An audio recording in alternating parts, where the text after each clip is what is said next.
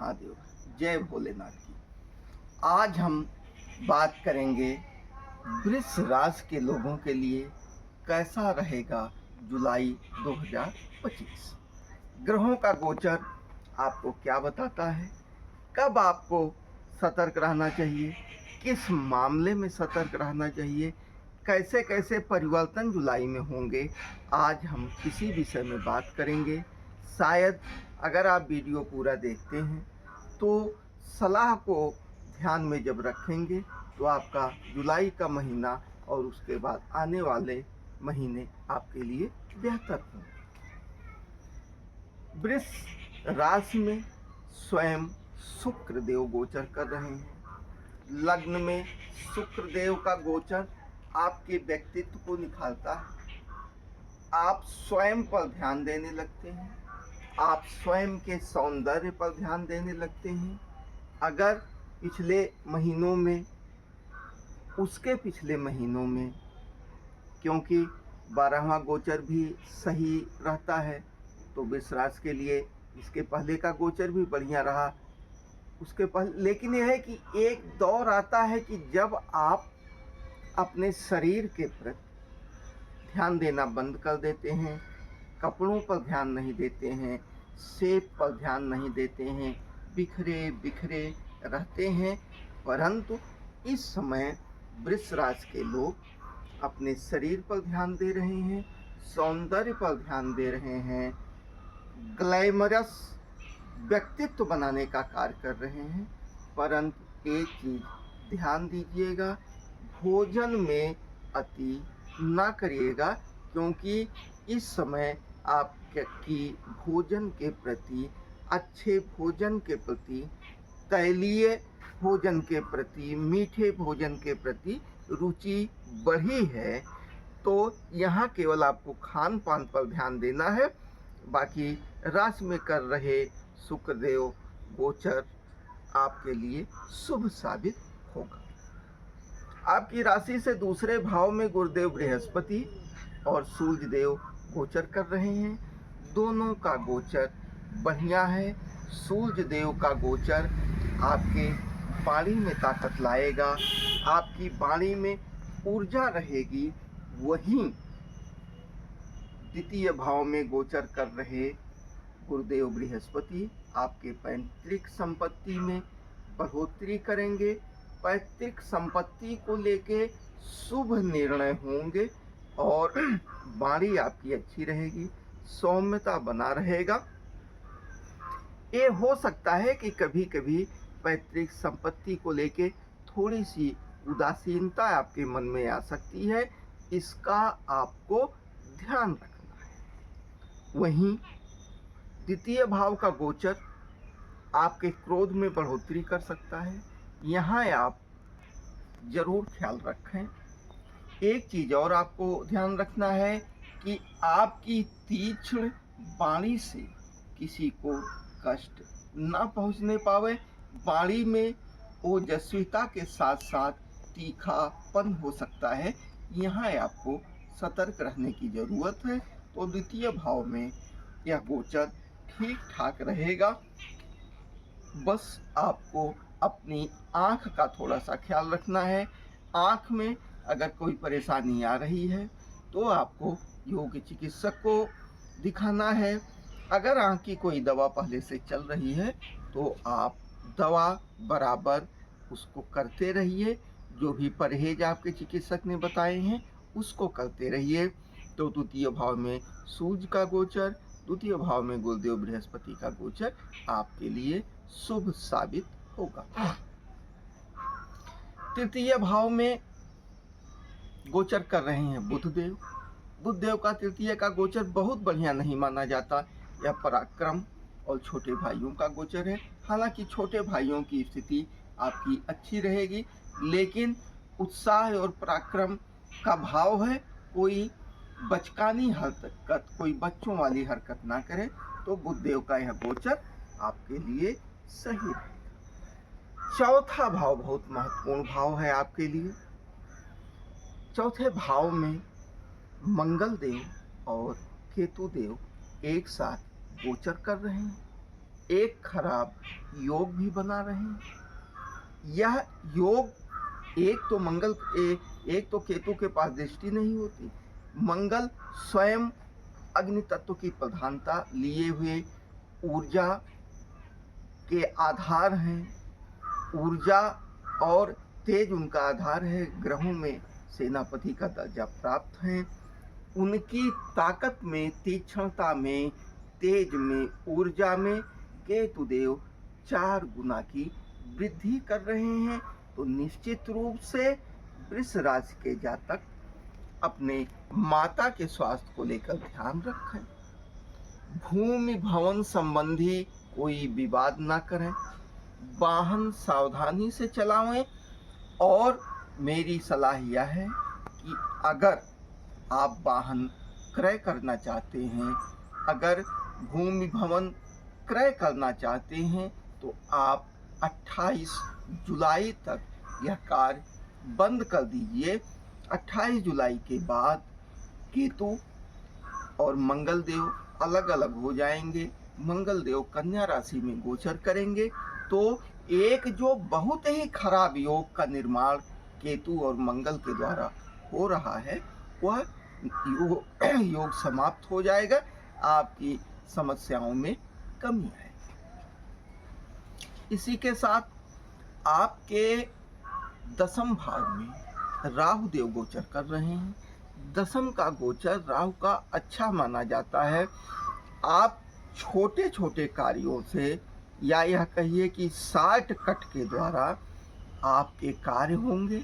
आपकी प्रतिष्ठा में वृद्धि हो सकती है। परंतु अगर आप बहुत ज़्यादा शॉर्टकट के चक्कर में पड़ेंगे तो भविष्य में आपके लिए नुकसानदायक स्थितियां पैदा हो सकती हैं। आप अपने कार्यस्थल पर छोटे कर्मचारियों के साथ प्रेम व्यवहार बना के रखें। वहीं बड़े उच्चाधिकारियों का आदर सम्मान करते रहें, क्योंकि 10वें में भाव में गोचर करते हुए राहु अचानक ऐसी परिस्थितियों का निर्माण कर सकते हैं। वाद विवाद बढ़ सकता है, जो कि भविष्य में आपके लिए नुकसानदायक साबित होगा। एक और चीज, 10वें भाव में गोचर करते हुए राहु 7वीं दृष्टि 4th भाव पर डाल रहे हैं। यानी मंगल देव और 4था भाव राहु की दृष्टि से भी प्रभावित हो रहा है।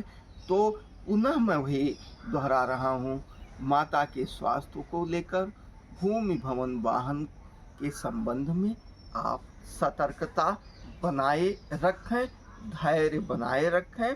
कोई विशेष निर्णय, कोई बड़ा निर्णय बिल्कुल न लें।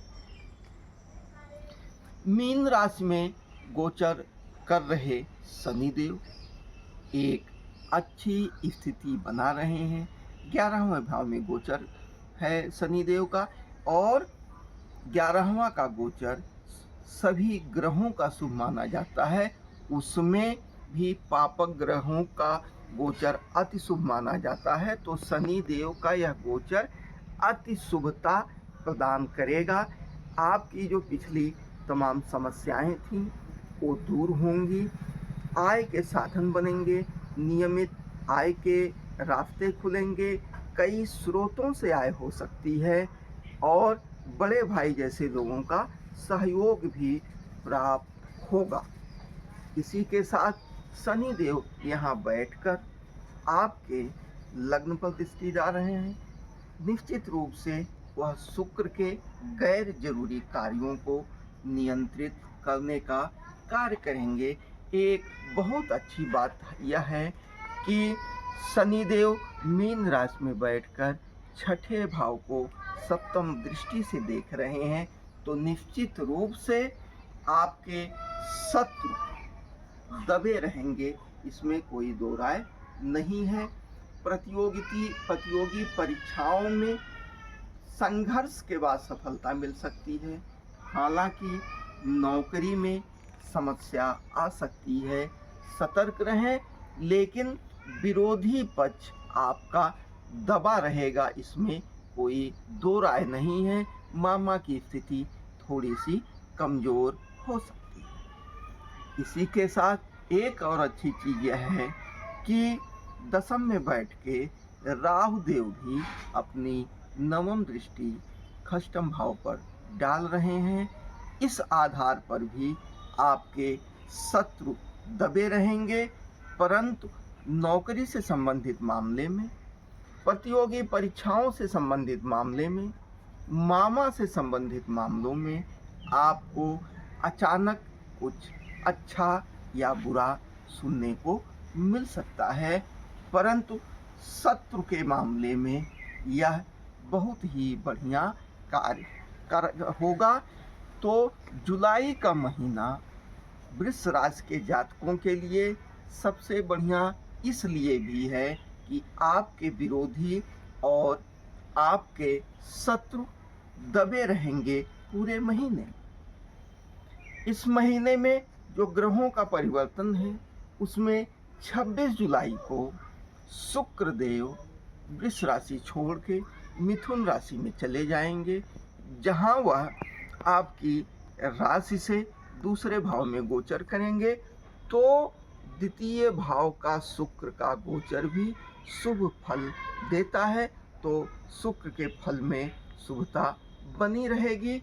वहीं 28 जुलाई को मंगल देव सिंह राशि छोड़ के कन्या राशि में चले जाएंगे। पंचम गोचर होगा उनका। पंचम गोचर मंगल देव का बहुत बढ़िया नहीं होता है।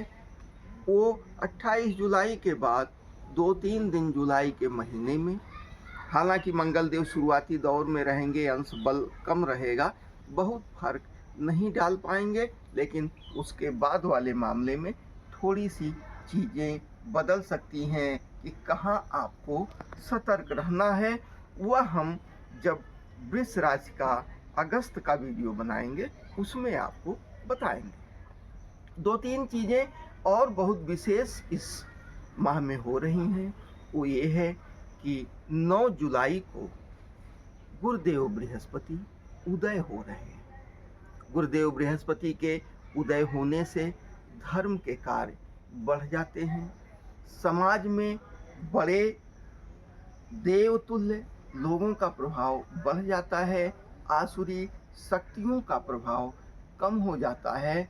और चूंकि वृष राशि के लिए द्वितीय भाव में गुरुदेव गोचर कर रहे हैं, तो निश्चित रूप से 9 जुलाई के बाद द्वितीय भाव के कारकत्व में, जैसे वाणी में, पैतृक संपत्ति में, इन सब चीज़ों में शुभता मिलेगी, इसमें कोई दो राय नहीं। मिथुन से गोचर करते हुए जहाँ भी गुरुदेव बृहस्पति की दृष्टि जाएगी वहाँ शुभता प्राप्त होगी। जैसे कि वृष राशि के इस समय मिथुन राशि में गोचर कर रहे हैं गुरुदेव बृहस्पति, 3, 4, 5, 6, 7 तुला राशि जहाँ होगी, वृष राशि के पंचम भाव में मिथुन राशि से पंचम भाव में तुला राशि पड़ेगी। वृष राशि के लोगों के लिए तुला राशि अष्टम भाव में पड़ेगी, तो वहाँ शुभता प्राप्त होगी। गुरुदेव की बृहस्पति की जहाँ भी पंचम नवम दृष्टि जाएगी वहाँ शुभ फल प्राप्त होगी, सप्तम में भी शुभ फल प्राप्त होगा। तो इसी के साथ 13 जुलाई को शनिदेव वक्री हो रहे हैं, तो शनिदेव वक्री होने पर मीन राशि में उनकी ताकत में इजाफा होगा। तो शनिदेव की ताकत में इजाफा होने से वृष राशि के लोगों को उनसे जो लाभ मिल रहे थे उस लाभ में काफ़ी बढ़ोतरी होगी। तो इस बढ़ते हुए लाभ का जो कि शनिदेव के द्वारा आपको मिल रहा है, क्योंकि वृष राशि के लिए, वृष लग्न के लिए शनिदेव एक योग कारक के रूप में कार्य करते हैं। लग्नेश राशि से शुक्र के मित्र भी होते हैं, तो हर तरह से वृष राशि के जातकों के लिए 11वें भाव में शुभ राशि मीन में गोचर कर रहे शनिदेव हर तरफ से शुभ फल प्रदान करेंगे, तो निश्चित रूप से आपको लाभ पूरा जुलाई मिलता रहेगा। वृष राशि के जातक अपने शुभता बढ़ाने के लिए, शुभ लाभ प्राप्त करने के लिए माता लक्ष्मी की और भगवान भोलेनाथ की जरूर आराधना करें। और व्यक्तिगत रूप से जातक का जो जन्म नक्षत्र हो तो नक्षत्रेश के बीज मंत्र का जाप करेंगे तो निश्चित रूप से आपकी तमाम समस्याओं में कमी आएगी। तो साथियों, यह था वृष राशि के जातकों का जुलाई माह का गोचर के आधार पर भविष्य फल। किसी व्यक्ति की व्यक्तिगत कुंडली में उसके भविष्य के बारे में एक तथ्य परक सटीक आकलन करने के लिए जन्म लग्न, नवमांश, अष्टक वर्ग, ग्रहों का गोचर, दशा, अंतर्दशा, जन्म चक्र में ग्रहों की दृष्टि, इन तमाम चीज़ों को जब एक साथ रख के निर्णय लिया जाता है तो वह आकलन सटीकता के तरफ होता है। यह वृष राशि के जातकों के लिए गोचर की एक सामान्य जानकारी थी। अगर आपको व्यक्तिगत रूप में कुछ जानना है तो आप हमारे चैनल पर लिख सकते हैं। हमारी कोशिश होगी हम आपकी समस्या के निराकरण में अपना सहयोग देकर खुद को प्रसन्न कर सकें। आप इस सामान्य जानकारी का लाभ उठाते हुए अपने भविष्य को देखिए।